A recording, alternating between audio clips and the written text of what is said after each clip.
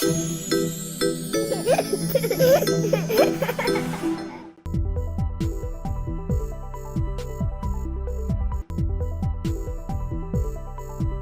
అండి, నా పేరు doctor Jaganmohan Varakalla. I'm consultant neonatologist at Paramitha women and children's hospitals, Hyderabad. మాకు ముఖ్యంగా తల్లులు పుట్టిన పిల్లల గురించి అడిగే కామన్ క్వశ్చన్ ఏంటంటే, డాక్టర్ గారు మా పాపకి లేదా బాబుకి జ్యూస్ ఇవ్వచ్చా, జ్యూస్ ఎప్పటి నుంచి ఇవ్వాలి, ఫ్రూట్స్ జ్యూస్ ఏ ఫ్రూట్స్ ఇవ్వచ్చు అని అడుగుతుంటారు.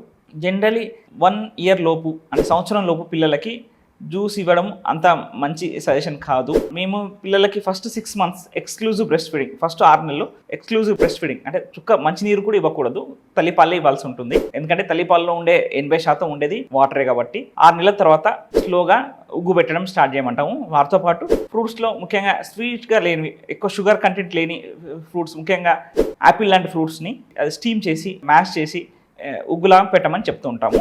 But juices should be avoided till 1 year of age. 1 year తర్వాత జ్యూసెస్ ఇవ్వచ్చు.